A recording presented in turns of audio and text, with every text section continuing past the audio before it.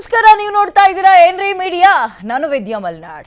ನಮ್ಮ ನೆಲದಲ್ಲಿ ನೆಲದ ಭಾಷೆಯನ್ನ ನೀವು ಮಾತಾಡಲೇಬೇಕು, ಇಲ್ಲಾಂದ್ರೆ ಹೋರಾಟ ಮಾಡ್ತೀವಿ ಅನ್ನುವ ಹಂತಕ್ಕೆ ಕನ್ನಡ ಬಂದು ನಿಂತಿದೆ. ಅಂದ್ರೆ ತೆಗಳಿಕೆಗಳು ಜಾಸ್ತಿ ಆಗ್ತದೆ ಹೊಗಳಿಕೆಗಿಂತ. ಒಂದು ರೀಸನ್ ಕೊಡದೆ ಎರಡು ಕೊಡದೆ ಎಷ್ಟು ಉದಾಹರಣೆ ಕೊಡೋದು. ಕನ್ನಡದ ಪರವಾಗಿ ಬಂದಾಗ ಮಾತಾಡಲ್ಲ, ಏನು ಯಾಕೆ ಅನ್ನುವಂತಹ ಧಿಮಾಕು. ಮೊನ್ನೆ ತಗೊಳ್ಳೋದಾದ್ರೆ SBI ಬ್ಯಾಂಕ್ ಒಬ್ಬ ಎಂಪ್ಲಾಯ್ ಅಥವಾ ಅಲ್ಲಿನ ಮ್ಯಾನೇಜರ್ ಯಾವ ರೀತಿಯ ಧಿಮಾಕನ್ನ ಪ್ರದರ್ಶನ ಮಾಡಿದ್ರು ಅನ್ನುವಂಥದ್ದು ನೋಡಿದ್ರಿ. ಅದಾದ್ಮೇಲೆ ಏನೋ ಕೆಲಸ ಆಯಿತು ಅವೆಲ್ಲವೂ ಕೂಡ ನೋಡಿದ್ರಿ. ಬಟ್ ಒಂದೇ ಒಂದು ವಿಚಾರ ಏನು ಗೊತ್ತಾ, ಕನ್ನಡ ಬರಲ್ಲ ಅನ್ನೋದು ಅಪರಾಧ ಅಲ್ಲ, ತಪ್ಪಲ್ಲ. ಬಟ್ ಕನ್ನಡ ಮಾತಾಡಲ್ಲ ಅಂತಾರಲ್ಲ, ಅದು ಧಿಮಾಕು, ಅದು ಗಾಂಚಲಿ. ಅದನ್ನ ಕನ್ನಡಿಗರು ಸಹಿಸಲ್ಲ ಅಂತ ಪದೇ ಪದೇ ಪದೇ ಪದೇ ಹೇಳ್ಕೊಂಡು ಬರ್ತಾ ಇದ್ರೂ ಕೂಡ ರಾಜ್ಯದಲ್ಲೇ ಯಾಕೆ ಹೀಗಾಗ್ತಾ ಇದೆ ಅನ್ನುವಂಥದ್ದು ಸದ್ಯದ ಪ್ರಶ್ನೆ. ಆ್ಯಂಡ್ ಇದೆಲ್ಲದಕ್ಕೆ ಸಂಬಂಧಪಟ್ಟಂತೆ ರಾಜಕೀಯ ನಾಯಕರುಗಳು ಒಬ್ಬೊಬ್ಬರು ಒಂದೊಂದು ರೀತಿಯ ಹೇಳಿಕೆ ಕೊಡ್ತಾ ಇದ್ರು. ಬಟ್ ಈಗ ಒಗ್ಗಟ್ಟಾದಂಗೆ ಕಾಣಿಸ್ತಾ ಇದೆ. ಅದರಲ್ಲೂ ತೇಜಸ್ವಿ ಸೂರ್ಯ ಅವರು ಕನ್ನಡದ ಪರವಾಗಿ ಧ್ವನಿ ಎತ್ತಿದ್ದಕ್ಕೆ, ಒಂದು ಟ್ವೀಟ್ ಮಾಡಿದ್ದಕ್ಕೆ ಅವರ ವಿರುದ್ಧವಾಗಿ ಇದೀಗ ಟ್ವೀಟ್ ವಾರ್ಗಳು ಶುರು ಆಗ್ತಾ ಇದೆ. ಇದು ತುಂಬಾ ಸರ್ಪ್ರೈಸ್ ಅನ್ನಿಸ್ತಾ ಇರೋದು. ಇದಕ್ಕೆ ಸಂಬಂಧಪಟ್ಟಂತೆ ಚರ್ಚೆಯನ್ನ ಮಾಡ್ತಾ ಹೋಗೋಣ. ಇದೇ ಹೊತ್ತಿನ ವಿಶೇಷ ತೇಜಸ್ವಿ ಜೊತೆ ಕರ್ನಾಟಕ. ನಾನು ವಿದ್ಯಾ ಮಲ್ನಾಡ್.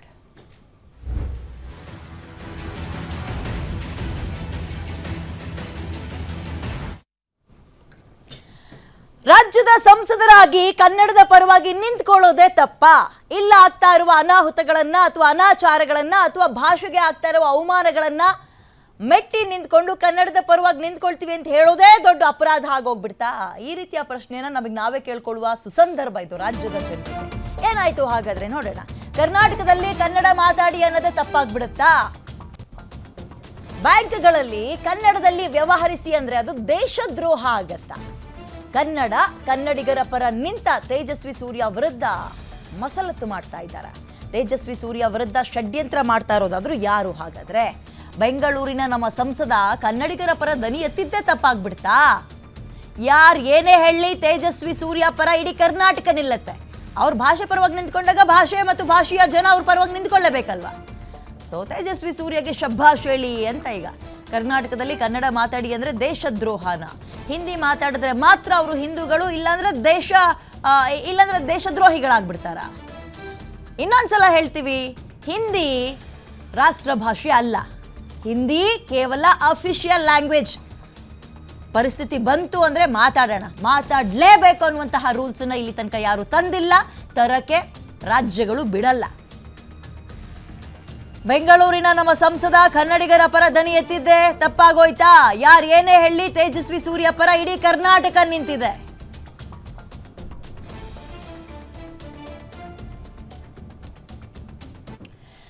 ತೇಜಸ್ವಿ ಸೂರ್ಯ ಅವರು ಅಂಥದ್ದೇನ್ ಬರ್ಕೊಂಡ್ರು ಹಾಗಾದ್ರೆ ಅವರ ಅಕೌಂಟ್ ನಲ್ಲಿ? ಆ ರೀತಿಯಾಗಿ ವಿರೋಧಗಳು ಕೇಳ್ಬರೋಕೆ ಅಂಥದ್ದೇನ್ ಬರ್ಕೋಬಿಟ್ರಪ್ಪ ಅನ್ನೋ ಪ್ರಶ್ನೆ ನಿಮಗೆ ಕಾಡುವುದು. ಅದನ್ನ ನೋಡ್ತಾ ಹೋಗೋಣ ಬನ್ನಿ. ತೇಜಸ್ವಿ ಸೂರ್ಯ ಎಕ್ಸ್ ಪೋಸ್ಟ್ನಲ್ಲಿ ಏನಿದೆ? SBI ಬ್ಯಾಂಕ್ ಬ್ರಾಂಚ್ ಮ್ಯಾನೇಜರ್ ಅವರ ಈ ರೀತಿಯ ದುಂಡಾವರ್ತನೆ ಸಹಿಸಲಾಗದು. ಕರ್ನಾಟಕದಲ್ಲಿ ಸೇವೆ ಸಲ್ಲಿಸುತ್ತಿರುವ ಸಂದರ್ಭದಲ್ಲಿ, ಅದರಲ್ಲಿಯೂ ಬ್ಯಾಂಕಿಂಗ್ ವಲಯದಲ್ಲಿ ಗ್ರಾಹಕರು ಮಾತನಾಡುವ ಸ್ಥಳೀಯ ಭಾಷೆಯಲ್ಲಿಯೇ ವ್ಯವಹರಿಸತಕ್ಕದ್ದು. ಕರ್ನಾಟಕ ಬ್ಯಾಂಕಿಂಗ್ ಸೇವೆಗಳಲ್ಲಿ ಸ್ಥಳೀಯ ಕನ್ನಡಿಗರನ್ನ ಪರಿಗಣಿಸುವಂತೆ ನಾನು ಸಂಸತ್ತಿನ ಒಳಗೆ ಹಾಗೂ ಹೊರಗೆ ಹಲವು ಬಾರಿ ಪ್ರಸ್ತಾಪಿಸಿದ್ದೇನೆ. ಇತ್ತೀಚೆಗಿನ ಸಾರ್ವಜನಿಕ ಲೆಕ್ಕಪತ್ರ ಸಮಿತಿಯ ಮುಂದೆಯೂ ನಾನು ಇದನ್ನೇ ಪುನರುಚ್ಚರಿಸಿ ಸ್ಥಳೀಯ ಭಾಷೆ ಬಲ್ಲವರನ್ನೇ ನೇಮಕ ಮಾಡಿಕೊಳ್ಳುವಂತೆ ಒತ್ತಾಯಿಸಿದ್ದೆ. ಈ ಕುರಿತಂತೆ DFS ನೀತಿ ಅಡಿಯಲ್ಲಿಯೇ ನೇಮಕಾತಿ ಕೈಗೊಳ್ಳುವಂತೆ SBI ಬ್ಯಾಂಕ್ಗೆ ವಿನಂತಿಸುತ್ತೇನೆ.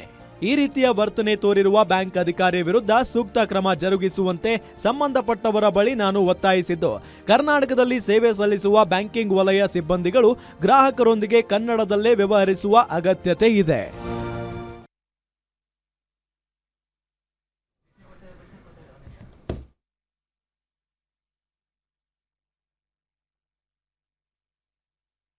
ಪೋಸ್ಟ್ನಲ್ಲಿ ಏನಿದೆ? SBI ಬ್ಯಾಂಕ್ ಬ್ರಾಂಚ್ ಮ್ಯಾನೇಜರ್ ಅವರ ಈ ರೀತಿಯ ದುಂಡಾವರ್ತನೆ ಸಹಿಸಲಾಗದು. ಕರ್ನಾಟಕದಲ್ಲಿ ಸೇವೆ ಸಲ್ಲಿಸುತ್ತಿರುವ ಸಂದರ್ಭದಲ್ಲಿ, ಅದರಲ್ಲಿಯೂ ಬ್ಯಾಂಕಿಂಗ್ ವಲಯದಲ್ಲಿ ಗ್ರಾಹಕರು ಮಾತನಾಡುವ ಸ್ಥಳೀಯ ಭಾಷೆಯಲ್ಲಿಯೇ ವ್ಯವಹರಿಸತಕ್ಕದ್ದು. ಕರ್ನಾಟಕ ಬ್ಯಾಂಕಿಂಗ್ ಸೇವೆಗಳಲ್ಲಿ ಸ್ಥಳೀಯ ಕನ್ನಡಿಗರನ್ನ ಪರಿಗಣಿಸುವಂತೆ ನಾನು ಸಂಸತ್ತಿನ ಒಳಗೆ ಹಾಗೂ ಹೊರಗೆ ಹಲವು ಬಾರಿ ಪ್ರಸ್ತಾಪಿಸಿದ್ದೇನೆ. ಇತ್ತೀಚೆಗಿನ ಸಾರ್ವಜನಿಕ ಲೆಕ್ಕಪತ್ರ ಸಮಿತಿಯ ಮುಂದೆಯೂ ನಾನು ಇದನ್ನೇ ಪುನರುಚ್ಚರಿಸಿ ಸ್ಥಳೀಯ ಭಾಷೆ ಬಲ್ಲವರನ್ನೇ ನೇಮಕ ಮಾಡಿಕೊಳ್ಳುವಂತೆ ಒತ್ತಾಯಿಸಿದ್ದೆ. ಈ ಕುರಿತಂತೆ DFS ನೀತಿ ಅಡಿಯಲ್ಲಿಯೇ ಈ ಅಕೌಂಟ್ನಲ್ಲಿ ವಿರೋಧ ಮಾಡುವಂಥದ್ದೇನಿದೆ ಆ್ಯಂಡ್ ಹೊಗಳುವಂಥದ್ದು ನನಗೇನು ಕಾಣಿಸ್ಲಿಲ್ಲ. ಒಬ್ಬ ರಾಜ್ಯದ ಸಂಸದ ರಾಜ್ಯದ ಪರವಾಗಿ ಮಾತಾಡಿದ್ದಾರೆ, ಮಾತಾಡಲೇಬೇಕು, ಎಲ್ಲರೂ ಮಾತಾಡಬೇಕು, ರಾಜ್ಯದ ಪರವಾಗಿ, ರಾಜ್ಯದ ಭಾಷೆಯ ಪರವಾಗಿ. ಬಟ್ ಇದನ್ನು ವಿರೋಧ ಮಾಡ್ತಾ ಇರುವ ಕುತಂತ್ರಿಗಳು ಯಾರು, ಅವ್ರ ಹಿಂದೆ ಇರುವಂತಹ ಷಡ್ಯಂತ್ರ ಏನು, ಸಹಜವಾಗಿ ಕಾಡುವಂತಹ ಪ್ರಶ್ನೆ ಅಲ್ವಾ. ಇದ್ರ ಬಗ್ಗೆ ಚರ್ಚೆ ಮಾಡ್ತಾ ಹೋಗೋಣ. ಗೆಸ್ಟ್ಗಳು ಕೂಡ ಸದ್ಯಕ್ಕೆ ಜಾಯ್ನ್ ಆಗಿದ್ದಾರೆ. ಕನ್ನಡ ಪರ ಹೋರಾಟಗಾರ ಗುರುದೇವ್ ನಮ್ಮ ಜೊತೆ ಇದ್ದಾರೆ. ಸರ್ ನಮಸ್ತೆ, ಕಾರ್ಯಕ್ರಮಕ್ಕೆ ಸ್ವಾಗತ. ತಮ್ಮ ನಮಸ್ಕಾರ. ಅದೇ ರೀತಿಯಾಗಿ ಕಾಂಗ್ರೆಸ್ ವಕ್ತಾರ ರಘು ದೊಡ್ಡೇರಿ ಅವರು ನಮ್ಮ ಜೊತೆ ಇದ್ದಾರೆ. ನಿಮಗೂ ಕೂಡ ಕಾರ್ಯಕ್ರಮಕ್ಕೆ ಸ್ವಾಗತ. ಉಳಿದಂತೆ ಇನ್ನೊಂದಷ್ಟು ಜನ ಜಾಯ್ನ್ ಆಗ್ತಾ ಇದ್ದಂತೆ ಅವ್ರನ್ನ ವೆಲ್ಕಮ್ ಮಾಡ್ಕೊಳ್ತೀನಿ. ನೇರವಾಗಿ ನಾನೊಂದು ಲೈವ್ ತಗೋಬಿಡ್ತೀನಿ. ನನ್ನ ಕಲೀಗ ಮಾರುತಿ ಪಾವಗಡ ಇದ್ರ ಬಗ್ಗೆ ಡೀಟೇಲ್ಸ್ನ ಕೊಡ್ತಾರೆ.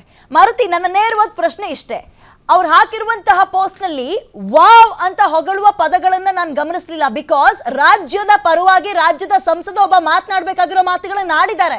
ಆದ್ರೆ ನನಗೆ ಇಲ್ಲಿ ಆಶ್ಚರ್ಯ ಅನಿಸ್ತಾ ಇರೋದು ಏನ್ ಗೊತ್ತಾ, ಅದನ್ನು ವಿರೋಧ ಮಾಡ್ತಾ ಇರೋರು ಯಾರು ಮತ್ತು ಯಾಕೆ ಅಂತ. ಈಗ ಒಂದು ನೀವು ಹೇಳಿದಂತೆ ತೇಜಸ್ವಿ ಅವರು ಮಾಡಿರುವಂತಹ ಪೋಸ್ಟನ್ನು ಹೊಗಳುವಂತಹ ಅವಶ್ಯಕತೆ ಇಲ್ಲ ಅಂತ ಹೇಳಿದ್ರೆ, ಇನ್ನು 27 ಜನ ಮೌನವಾಗಿ ಬಾಯಿ ಮುಚ್ಕೊಂಡು ಕೂತಿದ್ದಾರಲ್ಲ, ಅವ್ರನ್ನ ಹೊಗಳ್ಬೇಕಾ ನಾವೀಗ ತೇಜಸ್ವಿ ಸೂರ್ಯ ಒಬ್ಬ ಯುವ ಸಂಸದ ತನ್ನ ಮನದಾಳದ ಮಾತುಗಳನ್ನು ಹೊಗಳಬೇಕು ತೆಗಳಬೇಕು ಅಂತಲ್ಲ, ಒಬ್ಬ ರಾಜ್ಯದ ಸಂಸದರಾಗಿ ಕರ್ನಾಟಕದಿಂದ ಆಯ್ಕೆಯಾಗಿದ್ದಾರೆ, ಕನ್ನಡದ ಪರವಾಗಿ ಧ್ವನಿ ಎತ್ತಿದ್ದಾರೆ. ಉಳಿದಂತವ್ರನ್ನ ಬಯ್ಯೋಣ. ನಾನು ಹೇಳ್ತಾ ಇರುವಂತದ್ದು ಇದನ್ನ ವಿರೋಧ ಮಾಡ್ತಾ ಇರೋದು ಯಾರು ಮತ್ತು ಯಾಕೆ ಅಂತ. ಇವ್ರನ್ನ ಹೊಗಳೋದು ತಪ್ಪು ಅಂತ ನಾನು ಹೇಳ್ತಾ ಇಲ್ಲ ಮಾರುತಿ. ನೆಲ ಜಲ ಭಾಷೆ ವಿಚಾರದಲ್ಲಿ ಬಂದಾಗ ರಾಜಕೀಯವನ್ನು ಪಕ್ಕಕ್ಕಿಟ್ಟು ರಾಜಕಾರಣಿಗಳು ರಾಜಕೀಯವನ್ನು ಅವುಗಳನ್ನು ರಕ್ಷಣೆ ಮಾಡುವಂಥ ಒಂದು ಕೆಲಸವನ್ನು ಮಾಡಬೇಕು.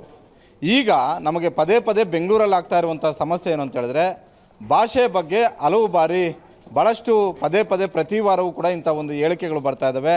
ಒಬ್ಬರು ಬ್ಯಾಂಕ್ನ ಅಧಿಕಾರಿ ಮೊನ್ನೆ ಮಾತಾಡಿರ್ಬೋದು, ಅದಕ್ಕೂ ಮೊದಲು ಯಾರೋ ಒಬ್ಬರು ಆಡೇಳಕ್ಕೆ ಬಂದಿದ್ದರು, ಅವ್ರು ಮಾತಾಡಿದ್ರು. ಅದಾದ ಬಳಿಕ ಬೇರೆಯವರು ಕೂಡ ಇದೇ ರೀತಿಯಾಗಿ ಮಾತಾಡುವಂಥ ಒಂದು ಕೆಲಸಗಳಾಗ್ತಿದ್ವು. ಇದನ್ನು ಇದೇ ರೀತಿಯಾಗಿ ನಾವು ಮೌನ ವಹಿಸ್ಕೊಂಡೇ ಹೋದರೆ ಈ ರೀತಿಯಾಗಿ ಮಾತಾಡೋಂಥವರ ಸಂಖ್ಯೆ ದಿನೇ ದಿನೇ ಜಾಸ್ತಿ ಆಗುತ್ತೆ. ಹೀಗಾಗಿ ಒಬ್ಬ ಜನಪ್ರತಿನಿಧಿಯಾಗಿ ಏನು ಮಾಡಬೇಕಾಗಿತ್ತೋ ಆ ಕೆಲಸವನ್ನು ಸಂಸದ ತೇಜಸ್ವಿ ಸೂರ್ಯ ಅವರು ಮಾಡಿದ್ದಾರೆ ಅನ್ನುವಂಥದ್ದು ಗ್ಯಾರಂಟಿ ನ್ಯೂಸ್ ಇವತ್ತು ತೇಜಸ್ವಿ ಸೂರ್ಯ ಅವರು ಮಾಡಿರೋದು ಸರಿ ಅಂತ ಹೇಳ್ತಾ ಇದೆ. ಇದಕ್ಕೆ ಇಡೀ ಕೇವಲ ಗ್ಯಾರಂಟಿ ನ್ಯೂಸ್ ಅಷ್ಟೇ ಅಲ್ಲ, ಇಡೀ ರಾಜ್ಯದ ಜನ ಇವತ್ತು ಸಂಸದರಾಗಿರುವಂತಹ ಯುವ ಸಂಸದ ತೇಜಸ್ವಿ ಸೂರ್ಯ ಅವರ ಜೊತೆ ನಾವಿದ್ದೀವಿ ಅನ್ನುವಂಥ ಒಂದು ಸಂದೇಶವನ್ನು ರವಾನೆ ಮಾಡೋದಕ್ಕೆ ಮುಂದಾಗಿರುವಂಥದ್ದು. ಕಾರಣ ಇಷ್ಟೇ, ತೇಜಸ್ವಿ ಸೂರ್ಯ ಯಾವ ಕ್ಷಣದಲ್ಲಿ ಈ ಪೋಸ್ಟನ್ನು ಮಾಡಿದ್ರೋ ಆ ಕ್ಷಣದಲ್ಲಿ ಆಕ್ಷೇಪ ವ್ಯಕ್ತವಾಗುತ್ತೆ, ಭಾಳಷ್ಟು ಜನ ಆಕ್ರೋಶವನ್ನು ಹೊರಹಾಕ್ತಾರೆ. ಅದು ಯಾವ ಕನ್ನಡಿಗರು ಆ ಆಕ್ಷೇಪ ಮತ್ತು ಅಸಮಾಧಾನವನ್ನು ವ್ಯಕ್ತಪಡಿಸಲಿಲ್ಲ. ದೆಹಲಿಯದಲ್ಲಿರುವಂತಹ ಹಲವು ನಾಯಕರುಗಳು ಇದರ ಬಗ್ಗೆ ಆಕ್ಷೇಪವನ್ನು ವ್ಯಕ್ತಪಡಿಸಿರುವಂಥದ್ದು. ಅವರ ಸೋಷಿಯಲ್ ಮೀಡಿಯಾದಲ್ಲಿದ್ದಂತಹ ಹಲವರು ಯಾರು ತೇಜಸ್ವಿ ಸೂರ್ಯ ಜೊತೆ ಸಂಪರ್ಕ ಇಟ್ಕೊಂಡಿದ್ರೋ ಅವರು ನೀನೊಬ್ಬ ಸಂಸದನಾಗಿ ಈ ರೀತಿಯಾಗಿ ಪೋಸ್ಟ್ ಮಾಡೋದು ಸರಿಯಾ ಅನ್ನುವಂಥ ಒಂದು ಪ್ರಶ್ನೆಗಳನ್ನು ಎತ್ತಿರುವಂಥದ್ದು. ಖಂಡಿತವಾಗಿಯೂ ತೇಜಸ್ವಿ ಸೂರ್ಯ ಏನು ಮಾಡಿದರೋ ಅದು ನಿಜಕ್ಕೂ ಕೂಡ ತಪ್ಪಲ್ಲ. ನಾವು ಒಕ್ಕೂಟ ವ್ಯವಸ್ಥೆಯಲ್ಲಿದ್ದೀವಿ, ನಾವು ದೇಶವನ್ನು ಗೌರವಿಸಬೇಕು, ಅದೇ ರೀತಿ ನಮ್ಮ ರಾಜ್ಯವನ್ನು ಕೂಡ ಗೌರವಿಸಬೇಕು, ನಮ್ಮ ಭಾಷೆಯನ್ನು ಪ್ರೀತಿಸಬೇಕು. ಆ ನಿಟ್ಟಿನಲ್ಲಿ ತೇಜಸ್ವಿ ಸೂರ್ಯ ಮಾಡಿರುವಂಥ ಒಂದು ಕೆಲಸಕ್ಕೆ ನಾವು ಅವ್ರ ಜೊತೆ ನಿಲ್ಲಬೇಕು. ಒಂದು ವೇಳೆ ಇವತ್ತು ನಾವು ತೇಜಸ್ವಿ ಸೂರ್ಯ ಜೊತೆ ನಾವು ನಿಲ್ಲಿಲ್ಲ ಅಂತ ಹೇಳಿದ್ರೆ, ಈ ಯಾರು ಈ ರೀತಿಯಾಗಿ ಟ್ವೀಟ್ ಮಾಡಿದ ಅವರ ಟ್ವೀಟ್ಗೆ ರೀಟ್ವೀಟ್ ಮಾಡಿದಾರಲ್ಲ, ಅವರ ಪೋಸ್ಟ್ಗೆ ಪೋಸ್ಟ್ ಮಾಡಿದಾರಲ್ಲ, ಅಂಥವರ ಸಂಖ್ಯೆ ಹೆಚ್ಚಾಗ್ತಾ ಹೋಗುತ್ತೆ. ನಾಳೆ ಬೆಳಗ್ಗೆ ನಮ್ಮ ಭಾಷೆ ಬಗ್ಗೆ, ನಮ್ಮ ನೆಲ ಜಲ ಭಾಷೆ ವಿಚಾರಗಳು ಬಂದಾಗ ಯಾರೂ ಕೂಡ ಮಾತನಾಡದೇ ಇರುವಂಥ ಒಂದು ಪರಿಸ್ಥಿತಿ ನಿರ್ಮಾಣ ಆಗುತ್ತೆ. ಬಹುತೇಕ ಸಂಸದರು ಇವತ್ತು ತೇಜಸ್ವಿ ಸೂರ್ಯ ಪರ ಇರಬೇಕಾಗಿತ್ತು. ಸಂಸದರಷ್ಟೇ ಅಲ್ಲ, ಇದಕ್ಕೆ ಸಿದ್ದರಾಮಯ್ಯವರು ಮೊನ್ನೆ ಟ್ವೀಟ್ ಮಾಡಿದ್ದಕ್ಕೆ ತೇಜಸ್ವಿ ಸೂರ್ಯಗಿಂತ ಮೊದಲು ಸಿದ್ದರಾಮಯ್ಯವರು ಟ್ವೀಟ್ ಮಾಡಿದ್ದು, ಆ ಅಧಿಕಾರಿ ಯಾರಿದ್ದಾರೋ ಆ ಅಧಿಕಾರಿ ವಿರುದ್ಧ ಕ್ರಮ ತೆಗೆದುಕೊಳ್ಬೇಕು ಅನ್ನುವಂಥ ಒಂದು ಒತ್ತಾಯ ಮಾಡಿದ್ದು ಸಿದ್ದರಾಮಯ್ಯವರೇ. ಅದಾದ ಬಳಿಕ ತೇಜಸ್ವಿ ಸೂರ್ಯ ಅವರು ಕೂಡ ಆ ನಡೆಯನ್ನು ಅನುಸರಿಸಿದ್ದಾರೆ. ಹೀಗಾಗಿ ಉಳಿದ ರಾಜಕಾರಣಿಗಳ ಪರಿಸ್ಥಿತಿ ಏನು, ಅವರ ಬಗ್ಗೆ ನಾವು ಪ್ರಶ್ನೆ ಕೇಳಬೇಕು. ಜೊತೆಗೆ ತೇಜಸ್ವಿ ಸೂರ್ಯ ಇಂಥ ಒಂದು ಕೆಲಸಗಳನ್ನು ಮಾಡಿದಾಗ, ಇವತ್ತು ತೇಜಸ್ವಿ ಸೂರ್ಯ ಮಾಡಿರ್ಬೋದು, ನಾಳೆ ಇನ್ನೊಬ್ರು ಯಾರೋ ಮಾಡ್ಬೋದು, ನೆಲ ಜಲ ಭಾಷೆ ವಿಚಾರಗಳು ಬಂದಾಗ ಅವ್ರ ಜೊತೆ ನಾವಿದ್ದೀವಿ, ಇಡೀ ಕರ್ನಾಟಕ ನಿಮ್ಮ ಜೊತೆ ಇದೆ. ಇಂಥ ವಿಚಾರಗಳು ಬಂದಾಗ ಮುಲಾಜಿಲ್ಲದೆ ನೀವು ಪ್ರಶ್ನೆ ಮಾಡಿ. ಅದು ದೆಹಲಿಯಲ್ಲಿನ ಸಂಸತ್ ಒಳಗಡೆ ಆಗಿರ್ಬೋದು, ಹೊರಗಡೆ ಆಗಿರ್ಬೋದು, ರಾಜ್ಯದ ವಿಧಾನಸಭೆಯಲ್ಲಾಗಿರ್ಬೋದು, ರಾಜ್ಯದ ವಿಧಾನ ಪರಿಷತ್ತಲ್ಲಾಗಿರ್ಬೋದು, ವಿಧಾನಸಭೆಯ ಹೊರಗಡೆ ಆಗಿರ್ಬೋದು. ನೀವು ಜೋರಾಗಿ ಧ್ವನಿ ಎತ್ತಿ ಅನ್ನುವಂಥ ಒಂದು ಮಾತುಗಳನ್ನು ಹೇಳಬೇಕಾಗುತ್ತೆ. ಇವತ್ತು ಆ ಕೆಲಸ ನಾವು ತೇಜಸ್ವಿ ಸೂರ್ಯ ಅವರ ಜೊತೆ ಇದ್ದು ಮಾಡ್ತಾ ಇದ್ವಿ.